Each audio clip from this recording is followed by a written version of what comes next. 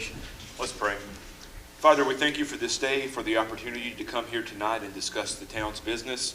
Father, I pray that you be with us as we meet. Father, I pray that you just, in everything that is said and done here tonight, may it bring honor and glory to your name. Thank you so much for loving us. Lead us now by your Holy Spirit. In Christ's name, amen. Amen. If you will, please remain standing and join me in the Pledge of Allegiance. I pledge allegiance to the flag of the United States of America and to the republic for which it stands, one nation, under God, indivisible, with liberty and justice for all. Thank you. You may be seated.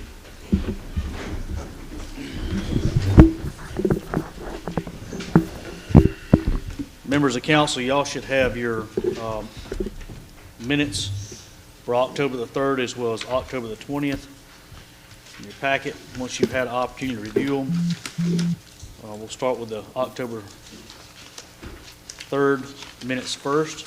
I'll entertain a motion to accept them. Second. Have a motion on the floor by Councilman Haygood, second by Councilman Alexander. Any discussion? Hearing none, we'll call the question. All in favor? Next up is the October 20th meeting minutes. Whenever you've had an opportunity to review them, I'll entertain a motion to accept them as written. So moved. Motion on the floor by Council Lady Austin. Second. Second by Councilman Haygood. Any discussion? Hearing none, I'll call the question. And the minutes stand approved unanimously. Public comments. Presentations. Special request. All right. We won't have any special request. Mr. Meadows, the floor is yours for an audit presentation. For those of you in the audience, please try to stay awake. This is very entertaining material. Can you click for it? I think I can click for you. You got me on? All right, I can click for you. You just nod at me when you want me to move. Okay. All right, well, y'all got the financial statements there in front of you, and also the governance letter that we typically provide to council members. As is our custom, we'll run through basically a PowerPoint slide that summarizes everything, so you've also got those handouts too. So I'll run through everything. If y'all got questions, please let me know.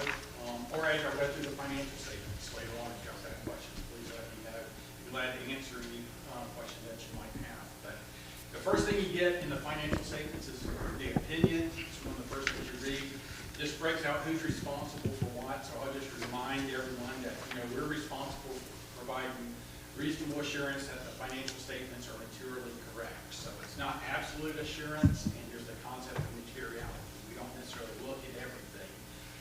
We may look at a sampling of stuff, do analytical reviews and stuff like that.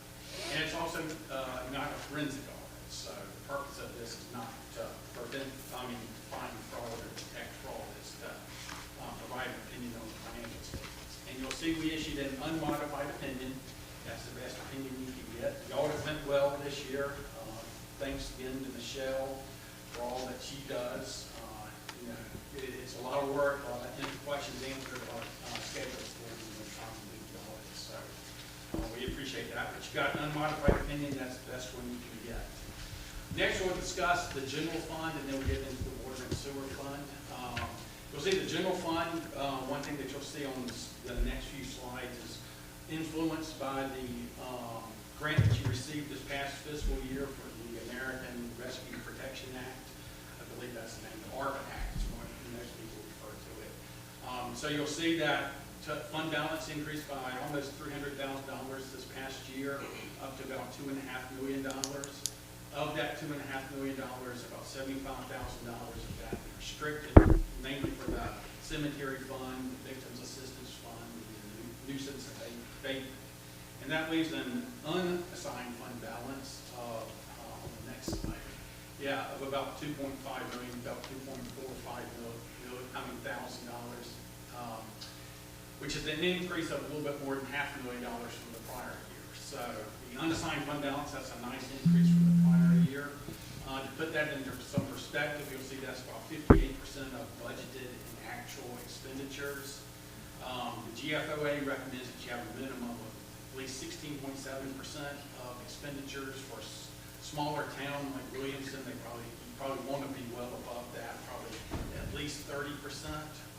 So even using that as a guideline, you've got a nice healthy fund balance in general fund. And it's just important to remind everyone, it's important for cash flows. You've got to fund the next 6 months of the year before property taxes start coming back in January. And then it's also important for savings for emergencies or planned future spending, stuff like that. So, looking at revenues, you'll see revenues are about $4.5 million. You'll see you've got about $1.2 million from property taxes this past year, about $1.2 million from grants. The ARPA grant was about a little bit more than $1 million of that. Then you can also see that you collected about $500,000 in licenses and permits, and then franchise fees were almost $400,000, hospitality taxes about $300,000, and then sanitation fees were about a little bit less than $300,000, and resource officers about $200,000. That's an increase from the prior year of about $1 million. You'll see most of that is due to the increase in grant revenues of the ARPA thing. Had you not received the ARPA funds, revenues actually probably been down slightly. Compared to budget, you're about $1.5 million over budget. Grant revenues are about $1.2 million over budget. So I didn't budget for the ARPA grant or other grants. License and permits were about $172,000 over budget, and then hospitality taxes were about $78,000 over budget. Property taxes were also over budget by $39,000, and then other revenues were $20,000 over budget. So overall, a nice year in terms of revenue. Looking at expenditures next, you'll see expenditures are about $4.3 million. Most of that is spent on public safety. You'll see that general government spent about $900,000, and then $500,000 in public works, and about $400,000 in recreation. You'll see the capital outlay was about $615,000. Compared to the prior year, that's about $1 million increase from the prior year. Capital outlay increased about $572,000. Mainly that was spending on the roof, replace the roof on Town Hall here, the pickleball courts, construction over there, and then also purchase of various vehicles. General government increased about $315,000 from the prior year. That was mainly due to the purchase of sewer capacity for about $354,000, or, well, I don't know exactly how low, around $350,000 that y'all used ARPA funds to provide to purchase that sewer capacity. And then you'll see public works expenditures actually decreased $85,000, public safety increased $55,000, and then recreation increased $42,000. Compared to the budget, expenditures came in $672,000 over budget. You'll see general government was over budget by about $350,000, mainly due to the purchase of sewer capacity, which wasn't budgeted. That was the use of the ARPA fund, or portion of the ARPA funds. Public safety was over budget due to higher salaries and wages, and then higher operating expenses. Debt service was $9,000 over budget, which I didn't budget for the payoff of the fire truck lease, but y'all paid that off early, so that's $90,000. And then public works was $82,000 over budget due to higher operating expenditures. So that's a quick run through of the general fund. Looking at the water fund, you'll see the water revenues and expenses were comparable to the prior year, resulting in an operating loss of about $38,000 compared to an operating loss of $18,000 last year. You also had interest in the water fund this year of about $19,000 compared to $23,000 last year. That results in a reduction in net position this year of $57,000 compared to $41,000 of last year. So net position declined this year to about $3.5 million, and unrestricted net position was about $1.5 million. So you still got even though you had losses the last 2 years, you still maintain a decent balance in unrestricted net position.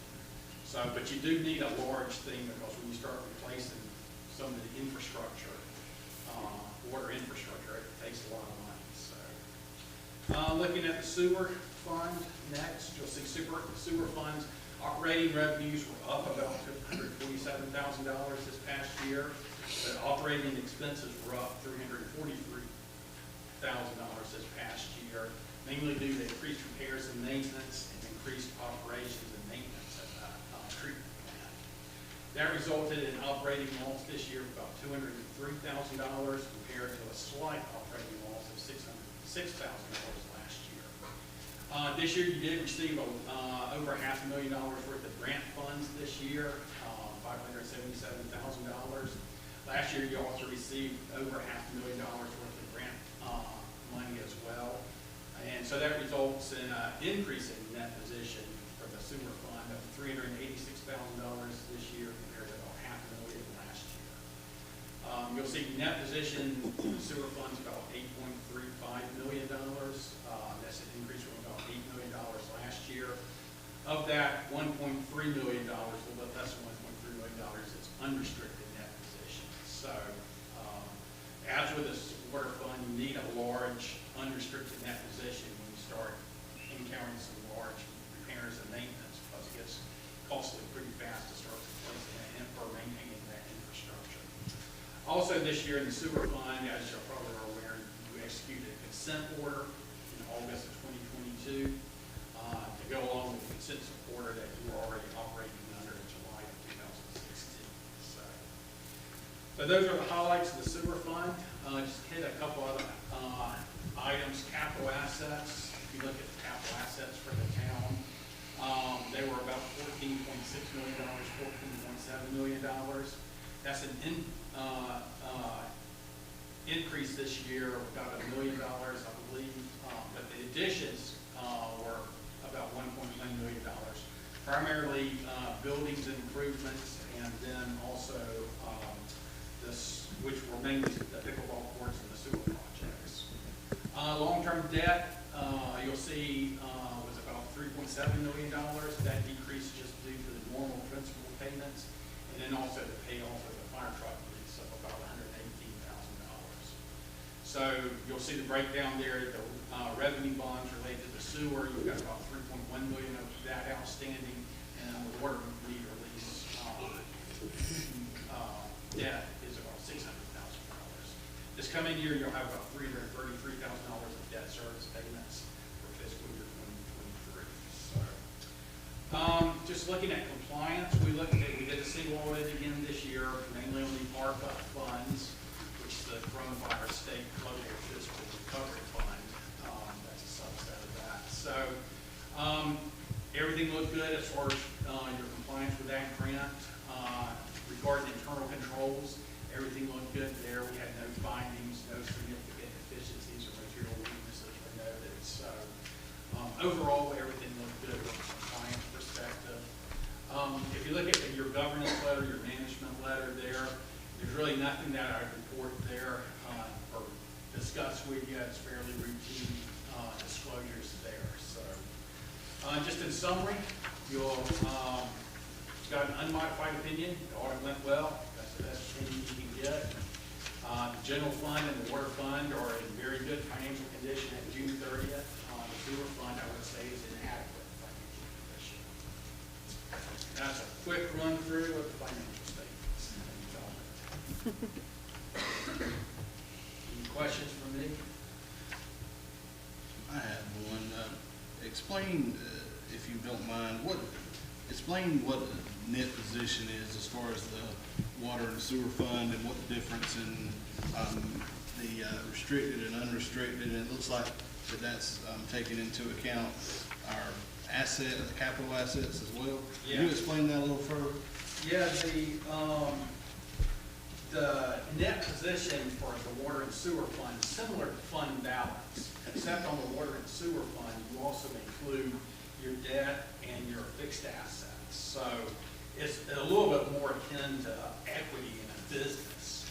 So that's kind of your business. But if you look at it, the net investment in capital assets is how much you've actually invested in your capital assets after you've reduced the outstanding debt. So that's not necessarily really cash. It really represents the amount of capital assets that you have on the books, less the And then the restricted net position is, you might have some funds restricted, like for debt service, that you have to have like a sinking fund or the next principal payment held in reserve. So you've got some debt service funds that you are holding that cash is restricted for specific purposes. And then the remaining balance is unrestricted. And that's basically what you have in the water or sewer fund that you can spend as you need. There are really no restrictions on that. So that kind of correlates basically your cash balance, plus or minus any receivables or payables that you have. Those kind of closely correlate. So the unrestricted net position on each of those funds would be basically the same thing as the unrestricted fund balance in the general fund? Correct. Yeah, that'd be pretty common. All right, thank you. I just wanted to make sure I had that, I was looking at that correctly. Yeah, that would be correct. Thank you, Mr. Meadows. I'll give my quick takeaways on that. The things that kind of highlighted for me was one thing that was, I think, very important. We saw an increase in hospitality tax from budgeted, Michelle, what was it, to our budget for hospitality tax annually? To 280. 280, and that was, and we were very conservative with that. In other words, we didn't have a whole bunch of, when we created the budget, we didn't have a whole bunch of cushion in there. We expected to receive that, not much more, and maybe even a little less. But that came in at 323. So that tells me that what we're doing with hospitality tax, making wise expenditures that will bring people, to continue to bring people into town to spend their money at our restaurants and stuff, is working. So I want to applaud council for their insight in doing that. Second takeaway and third takeaway that I got is water and sewer are both losing money annually. Sewer more so than water.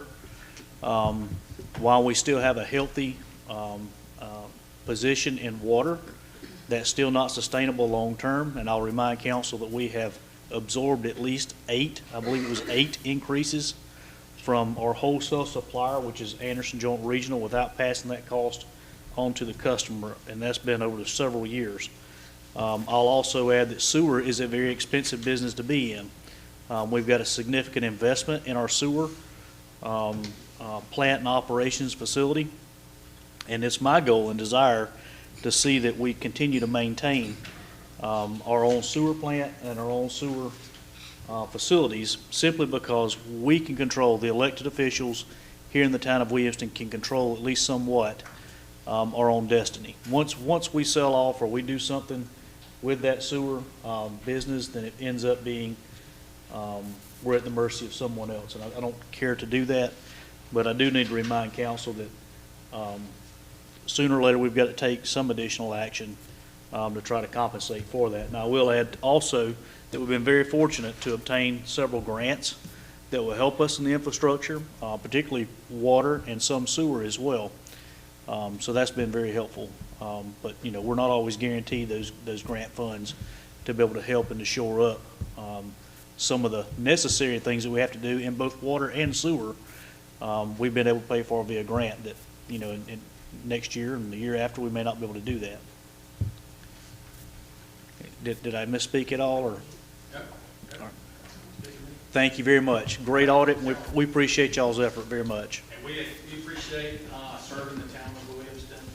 If y'all ever have any questions, please let us know. We usually come in the spring time for interim audit procedures, and we're usually back here late summer, early fall.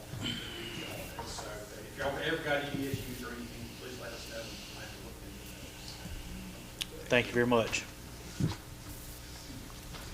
Next up, we have Roberta Hamby with Envision Williamston for the Scarecrow Winter presentations. And Captain Haggett, if you don't mind, will you hand me that thing? This thing's driving me nuts. Presentation, we've got 3 things, well, one of the things in the presentation. We've got, don't forget, we have the Williamston Valley presentation this Friday here at Town Hall. We're expecting 150 veterans and their families and council and townspeople out at that event. That's this Friday at 11:30. That'll be directly following the Memorial Service. And the other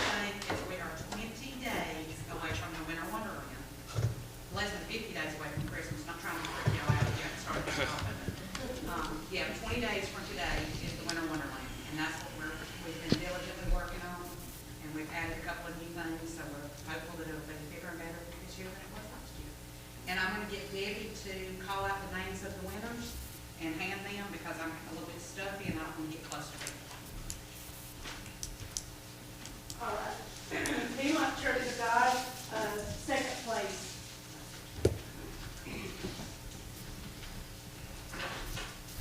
Thank you. We will get a big award. They want to get one, this over there, and we'll get them all together. Then we have, first place individual is Lucky 13 Racing. I think they're supposed to get the key to the city if I'm. I left it in the office, sorry, man. Well,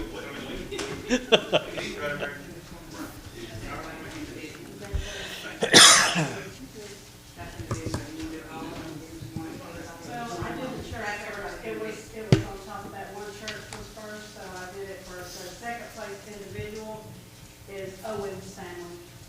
I did one church, so it was out of order.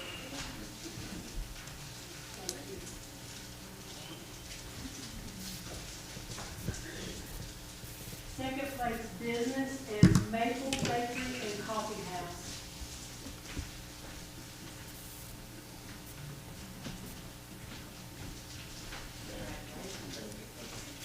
First place business is Jackson Stanley Realty.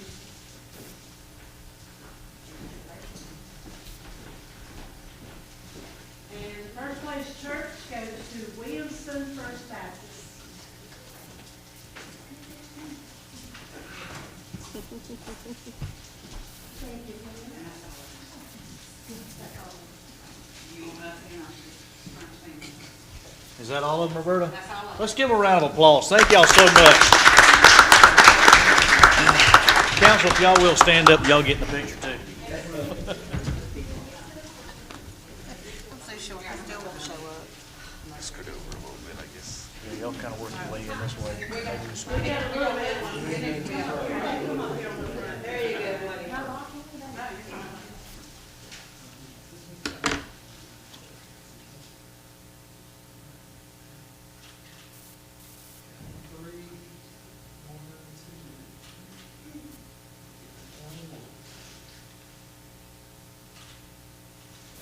Thank y'all. Thank you all. I participated. Thank you very much. Don't forget Rick Hall.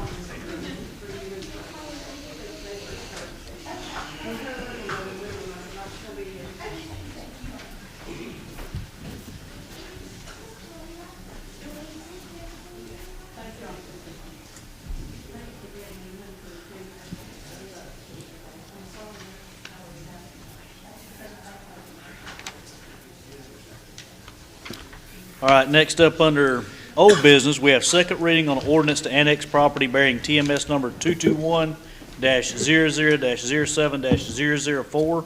Again, that's came in with the 100% petition method from Robert D. Chapman. It's 2.67 acres,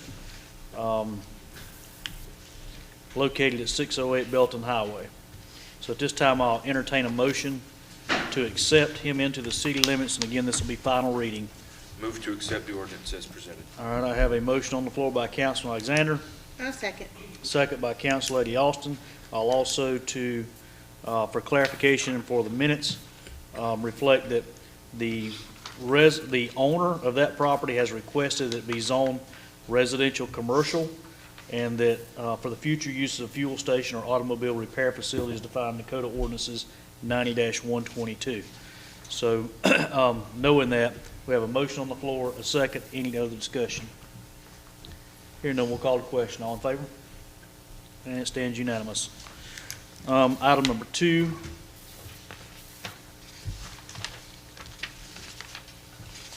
We have second reading on an ordinance to purchase property on Mill Street. Again, this is a $891.68 purchase for some property that we may have some future use on along Mill Street. You have that in your packet. We went over it last meeting. At this time, I'll entertain a motion to pass on second and final reading of ordinance to purchase that property. I make a motion to accept. Motion on the floor by Council Lady Austin, Second. second by Councilman Alexander. Any discussion? Hearing none, we'll call the question. All in favor? And again, unanimous. At this time, I will move, and I'm throwing something on y'all that we don't have, but I'll move to amend the agenda this evening to add in new business, an emergency discussion and potential vote on an item related to the sewer plant, particularly the liner at the sewer plant. We had it. Do you? Yes. Well, you did outstanding. Never mind. I don't have to be in the agenda. I didn't All right, see that. we'll move right along then. You did good. We just got the paperwork like at 3 o'clock today, so you did good. Good job, Michelle. Okay, I knew it was forthcoming then. All right, outstanding. Item number 3, we have the appointment of a replacement member for the zoning boards of appeal. I will nominate for Ward 1, Councilman Haygood. We need to have you nominate, I believe, someone. Do you have a name already? No, because I'm just now learning this. Okay, it came up, and who was it that had asked to be able to serve? Teresa? Debbie, help me out with that. Will you come to the microphone, please? Explain why we have an opening, number 1, and what the importance is of getting it filled. The zoning board of appeals is supposed to run 3-year terms. Postel Lewis has been sick and he's been unable to serve, so they're wanting to appoint Ms. Tina Terry for his position. Is Ms. Tina here? Nominate her. Ms. Tina, if you're appointed, will you agree to serve? We thank you so much. Councilman Haygood, Yes. you're, So now with that, So Tina Terry. that information, I nominate Tina Terry. are there any other nominations? Any other nominations? At this time, we'll call the question. All in favor? And congratulations. Do you? For not, okay. He had a motion. We have a second. A second. Second by Council Lady Austin. All in favor? All right. We're all in favor. We voted for you twice. We voted for you twice. You're just that good. We want you that bad. And Mayor, just, and we appreciate, Ms. Terry serving, and also want to state, I got the chance to work with Postel Lewis on the zoning board of appeals when I was town attorney several times, and he serves very well, is always very attentive, and I hate to hear that he's having health problems, but we appreciate his service. Absolutely. Moving right along, new business, item number 4. We have a resolution to request the 2022 Parks and Recreation Development Fund PARD grant award from the South Carolina Department of Parks, Recreation, and Tourism. I took the liberty upon writing that grant, submitting that grant. The delegation has voted on it, and they have agreed to fund us a total of $10,000 toward renovating the basketball courts at Brookdale Park with those funds. The town has to match $2,000 with that for a total of $12,000 total that can be used toward the renovation of the Brookdale Park basketball courts. At this time, I'll entertain a motion to adopt that resolution requesting those funds and agreeing to match $2,000, 20%. I make a motion. Motion on the floor by Council Lady Austin, Second, second by Councilman Haygood. Any discussion? one question. Absolutely. 2,500 match, where will those monies come from? What- H-tax. It's 2,000 hospitality tax. Okay. And that's where the match will come from? Hospitality? Yes, sir. And Mayor, very briefly, do we have do you have a plan yet on, what we would do as far as the renovation of the basketball courts, or is that something that we still are gonna look at in the future? These are talking about Brookdale? Yes. Okay, that's exactly what the funds will be spent for. So the plan is to asphalt seal coat. The current, right now, the surface of the basketball court's in great condition. The problem is it needs that top black coating on it, and then restriping the courts, and then also replacing the 2 lower basketball courts, basketball goals and nets with the same ones that we got up front, which additionally is the same ones that are in Mineral Spring Park that are getting used heavily. I couldn't remember, I knew there had been some new goals, but so only 2 had been replaced then, so we've still got That's correct. 2 others. Okay. I think that'd be great to make those repairs. Absolutely. I'm gonna tell you, I don't know if you've been through the park this time of day. but you have tons and tons of people out there on the basketball courts, and I'm gonna tell you, the young adults, and older adults that are using those courts, I've stopped and talked to them and, asked them to remind them to help us keep it clean and watch their mouth, watch their language and stuff, and I've heard zero complaints.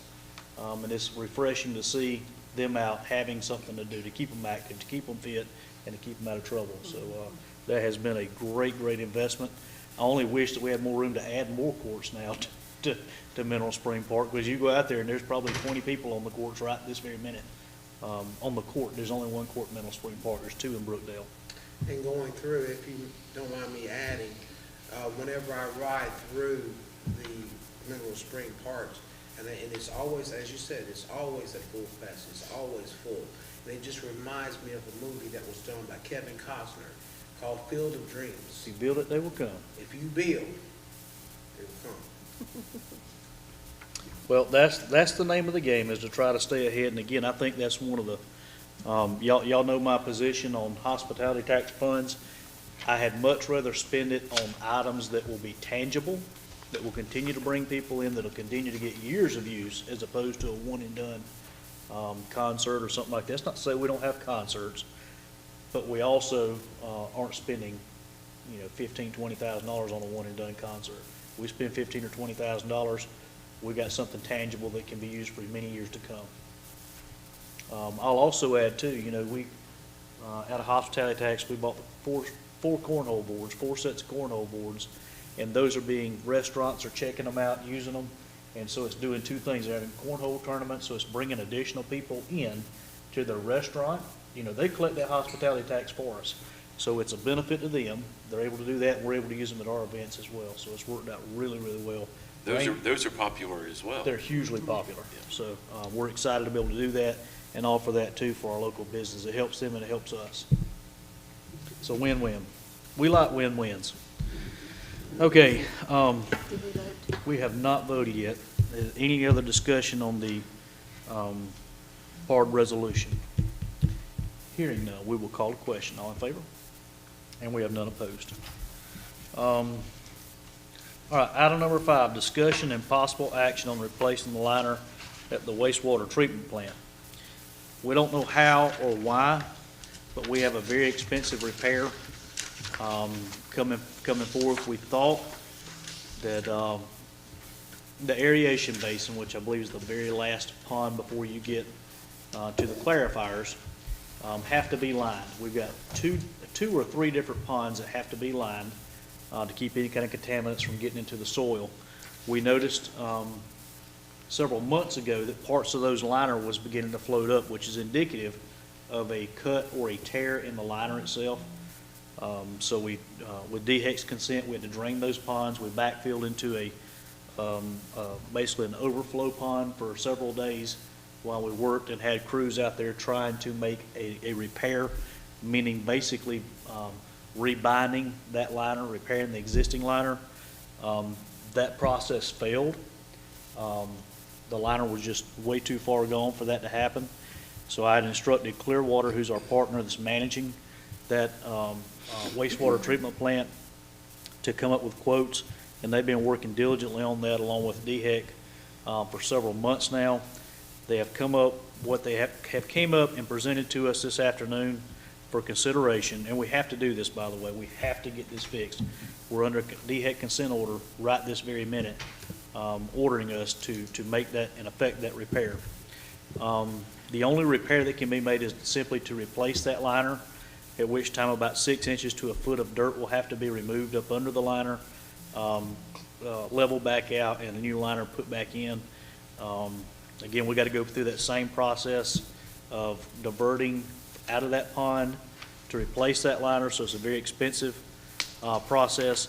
The total cost that they're asking us to do or requesting approval for is $206,798. That will be the liner replacement with a company called Environmental Fabrics Incorporated to do the liner replacement, and the site preparation. They're recommending we go with Cove Utility at $118,365, and that will also include 6 inches of dirt replaced, and Clearwater Solutions, along with help from the town and washing down that liner. And I'll also add too that when Steve Kaywood came in earlier last year, at some point in time last year, the plant was really in a state of disrepair. And I told you guys that we needed to take action immediately. Y'all have done that, and I'm happy to report, and they're happy to report, that all those items, including the bar screen, the aerators, all that stuff has been repaired. This is the only lacking item, but it is a big item. Currently, we have $386,000 in the fund balance. That's what it went up, by the way, just so you know. What went up? We actually made money in sewer this year. We didn't, I mean, not a lot, but that's what I'm saying, that's just what it went up. Andy, you want to lead on that? Could somebody please elaborate, because I thought we lost money on sewer. Well, we did Well- lose, but we didn't lose, I mean, we need to have more than that. From an operating standpoint, you lost money. But the grants come in, they're considered non-operating. So that's money that comes in that there's not an expense because it gets capitalized. You're paying the capital. Okay, I understand. That makes better sense. Yeah, we didn't make money, we just got free money, but then we have to spend it later. But the problem with that is, had we not had those grant revenues or something, we would have lost money. That is not sustainable long-term, big time. My point is, right now, correct me if I'm wrong, Michelle, we have $386,000 in the fund balance, unrestricted. Is that correct, or is that allocated to another project? No, that's, you're right. Okay. So if we were to spend $386,000, if we were to spend $206,798, that would leave us a remaining balance of $179,202, roughly thereabouts, in the sewer reserve. Please, somebody speak up if I'm wrong, because I'm getting this information today. What Clearwater is recommending to do, they have in their contractual agreement a pot of money, I think it's like $75,000 a year, for maintenance cost. In other words, you need to rebuild a motor or a drive on that system. That comes out of that pot of money, that 75, is it 75, Michelle, I think? 100,000, something like that. It's not a ton of money, but they have $50,000 left. Their contractual agreement with us runs February to February, okay?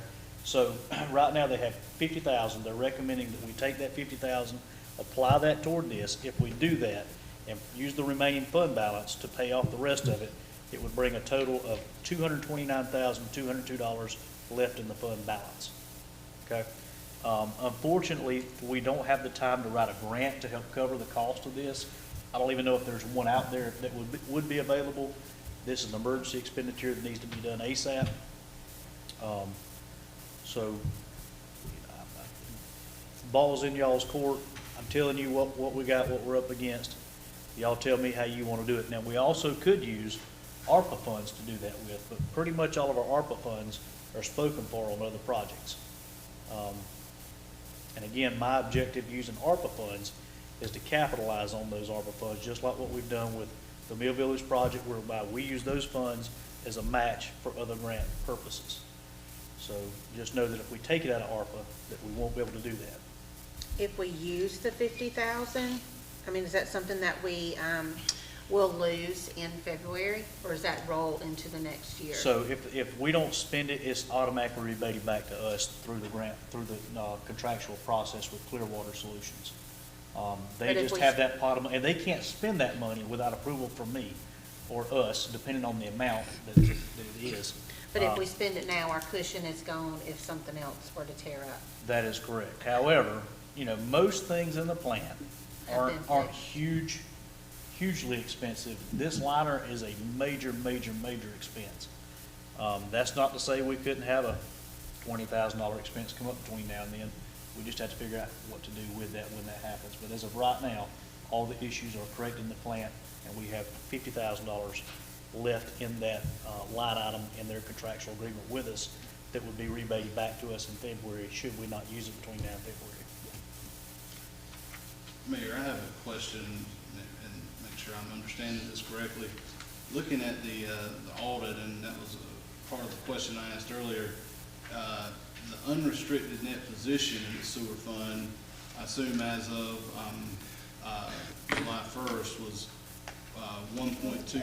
That's what I'm trying .26 million in, so does that, does that mean we had 1.26 million in the bank at that time? No, it's not, that's not bank cash, is it? It's not, well, the bank cash is actually a little bit more than that. But yeah, I mean, it's, No. yeah, I think the $386,000, it was actually the change in fund balance. That's or what the we, change that's in, what I was saying, that's what we made net this position year. this year. But again, that was because of grants. Right. Yes. We didn't physically We didn't make. earn that money, Yeah. so to speak. But your unrestricted net position at June 30th was 1.2 million, 1.3 million, not quite 1. So we would still have $1 million in sewer, designated for sewer and unrestricted funds in the bank if we spent this. Now, the other question I have, Mayor, and I don't know, would it be, and this may be, since we have the auditor here, but since we are doing so well in the general fund as far as fund balance is concerned, and sewer, we need to increase our net position, would it make more sense to transfer this from the, because my understanding, we can transfer from the general fund to the sewer fund for something like this, and use general fund balance money instead. Yeah, I think that, now, y'all correct me if I'm wrong, the ARPA funds, we unrestricted those, so that is, the ARPA fund is sitting in general fund balance. That's right. And so if we did, it would be in essence spending ARPA funds, again, that are, we've already got a game plan in place for those ARPA funds, leveraging those dollars with other grant dollars, that I would hate to pull those out. But we still have a good cushion in Yeah, the sure, general say fund. You got more fund balance than that ARPA funds. I understand. You got more than, it did more than that. I guess my biggest concern is, we've hit the general fund balance hard several times on major expenses that were necessary. These weren't just, we'd like to have a roof on town hall. This was a necessary expense to preserve the structure. So, you know, we can do that, and we can do that without a problem, but we just need to be cognizant of continuing to hit it and hit it hard. Of course, we've got a very healthy general fund balance, so this may be an appropriate time to do so. Well, and it may, and I've been thinking about it, Mayor, it may be, I don't want to do anything, we have to do this repair right now.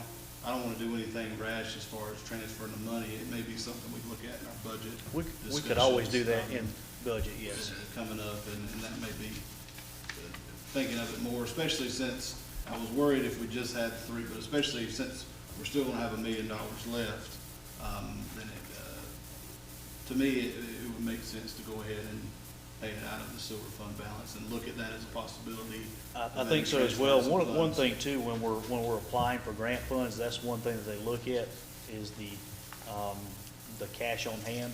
And so if you've got a large amount of cash on hand, they're more apt to look at it and say, well, they don't really need the grant funding. When in fact we did, we shored it up with general fund. Does that make sense? All right.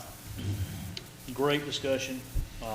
Again, big decisions like these deserve important discussion, and Have we decided for appreciate it. sure which quote we're going with for the liner replacement? their recommendation, and I agree with that recommendation, and I don't know any one of the two companies, I just know that they have the same scope of work.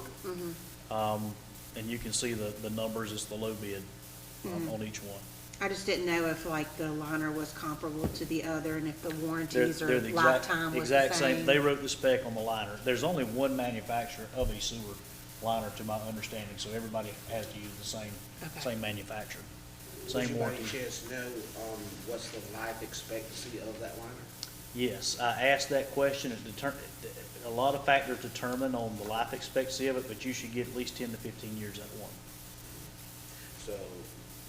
So in essence, when we do this liner, just go ahead and be prepared for another one, And- because there's, correct me if I'm wrong, is there two or there's three basins there? There's three basins, basins there. but the first EQ basin we call, that's about 2 to 3 times the size of this basin, so it would be a big one. The good news on that one, though, that equalization basin rarely gets any use Okay. unless we have heavy rain events, at which time some I&I comes in, and basically that's a holding basin while the other two are working, and then it just equalizes the plant out, if that makes sense, Okay.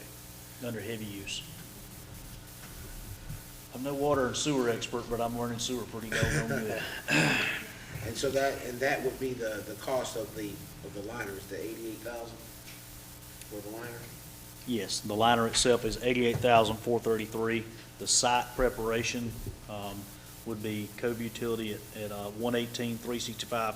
Now, keep in mind, look very closely at the quotation that was provided. They're anticipating 6 inches of dirt replaced. That's what the anticipation is. However, DHEC may get in there and look at it and say, no, we need a foot. If that does, that cost goes up by another roughly $60,000. So what I will ask council to do tonight is to approve the liner replacement with environmental fabrics at $88,433, a contractual agreement and a contractual agreement with Cove Utility up to $179,768, depending on what's required. We're not gonna put a foot of dirt in there unless we have to. It requires us to. They won't know that till they get the old liner up and they're able to do some soil samples and determine how deep they need to go with it. But I have been told that no more than 1 foot of dirt will be required to be removed and replaced. Is this something we're gonna need another, special called meeting for, so we can try to pass it? Or does it just need the No, one vote? this will just simply need approval tonight Okay. to make that happen. Well, I move that we use the funds from the sewer fund, utilizing the $50,000 from the R&M account to pay for the repair. Okay. I'll second. Have a motion on the floor by Councilman Alexander, a second by Councilman Haygood, and to be clear with your motion, Councilman Alexander would be a contractual agreement with Environmental Fabrics for the $88,433 for the liner replacement, Correct. and up to $179,768 for to Cove Utility for 1 foot of dirt replaced, and hopefully we can get it less than that. Correct. At a cost of $118,365 for 6 inches of dirt to be replaced. Yes. All right. So motion on the floor, have a second. Any further discussion? Very briefly, Mayor, and I just want to, just for the citizens, I think council, everybody is on the same page with this here, but, and you can correct me if I'm wrong, Mayor, but this absolutely, this issue that we're having, any other issues that we're having at the sewer plant, does not hinder our ability to add on new users. In fact, adding on new users would help us with the plant because it costs the same to do what we have now or many other houses and businesses added on. So we want to encourage people to build and bring your businesses. We have plenty of sewer capacity. I will echo those sentiments, and you're exactly right. It takes, we have a sewer plant that's rated at 1 million gallons a day. Recently, we purchased the additional 300,000 gallons from the county at a cost of $300,000. Mr. Meadows, it's $300,000 even. That is a fraction of the cost of what it would take for us to expand on the plant.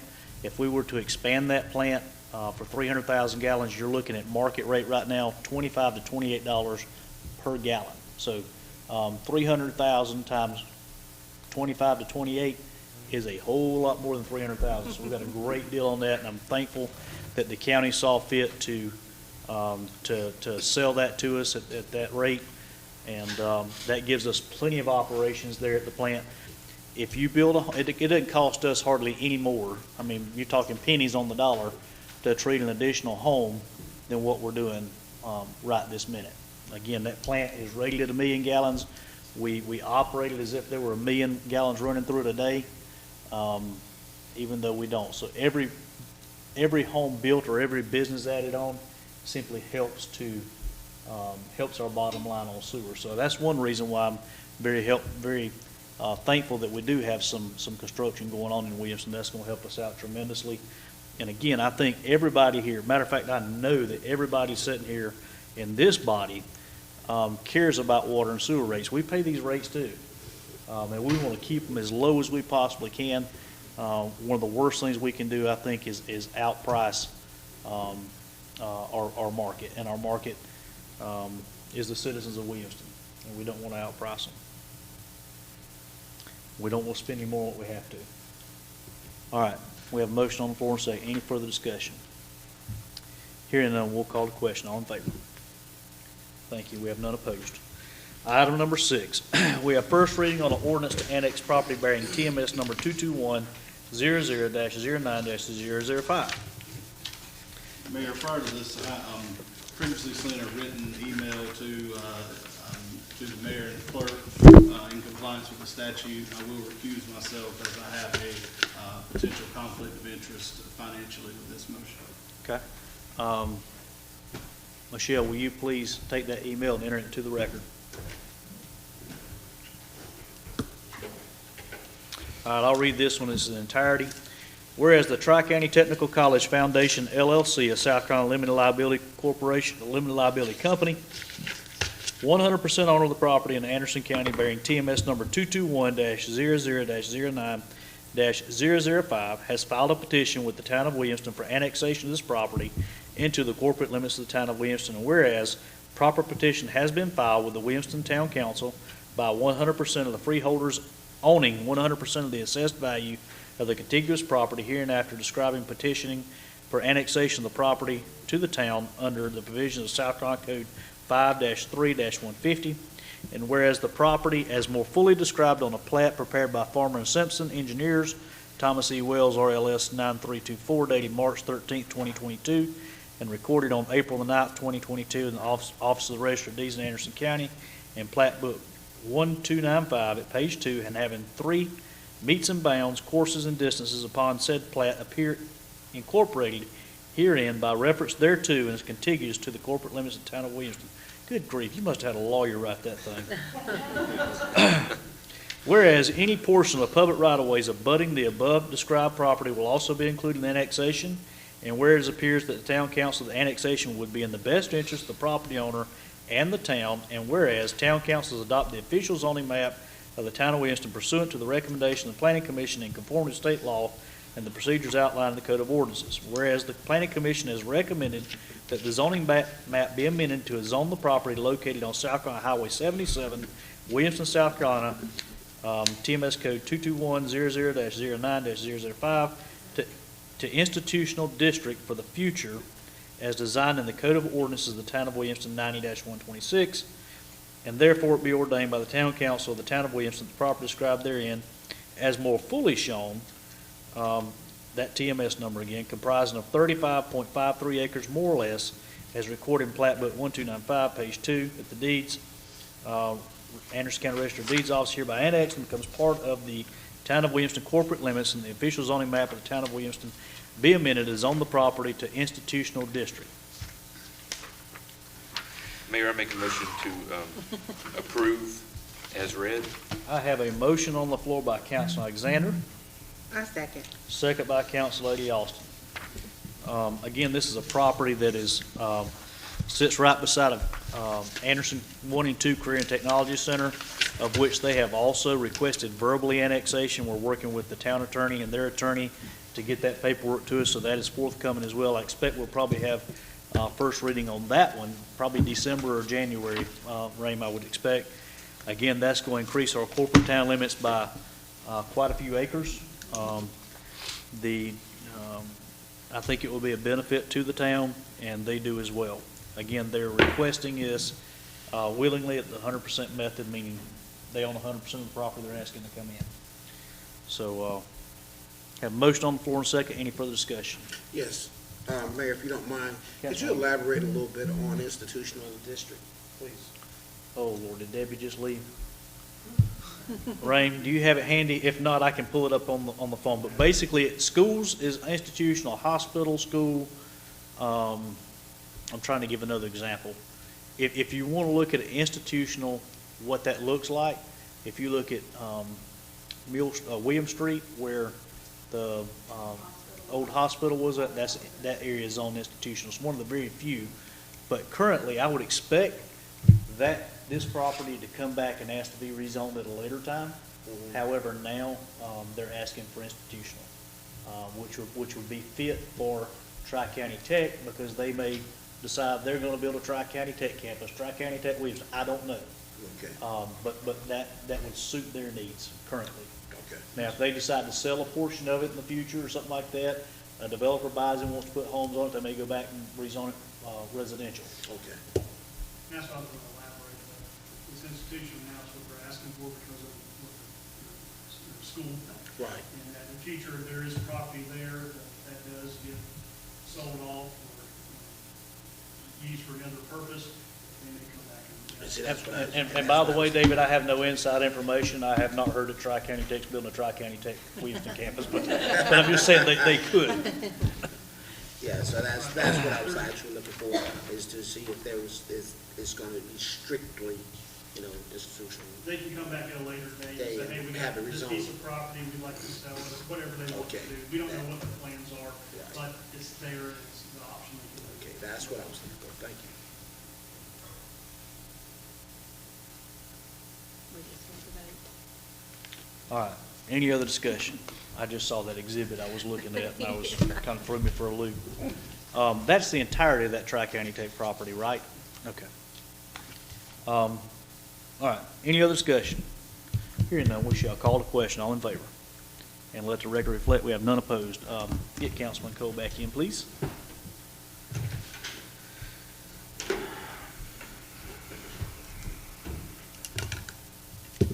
For the record, we approved on first reading. Item number 7, we have appointment of election commission members. Obviously, we have an election coming up tomorrow. We have 2 people, 2 candidates on the ballot for election. I think Tony's running as a write-in, and Councilman Cole is running for another term as well. We are in desperate need of election commission members. We really need to appoint one, at least one tonight, preferably 2. We have 2 openings, Michelle, is that correct? Kelly's gonna go ahead and finish out, so she'll do it, but I need to replace her, she don't want to do it after this. Okay. So I need to get her in place. I have a individual that I have asked to, would he be willing to serve? He's agreed to serve on it. Justin Martin lives over on Austin Street. You may know him. He works up at Dave's Hardware Store. I think he may be the store manager or something like that. I'm not sure exactly what he does, but I talked to him briefly the past couple of days. He's agreed to commit the time and the resources necessary to serve on the election commission. So I rarely make a motion, but I will make the motion that we appoint him to the election commission. So I make that formal motion. Second. Have a second by Councilman Alexander. Any discussion? It would be an excellent choice. Okay. Outstanding. All right, any other discussion? Hearing none, we'll call the question. All in favor? All right. And if y'all have any other nominees to fill, we have an opening available on the election commission. We could actually vote on the night if y'all got somebody that you would like to appoint tonight to fill as soon as Kelly comes off of it.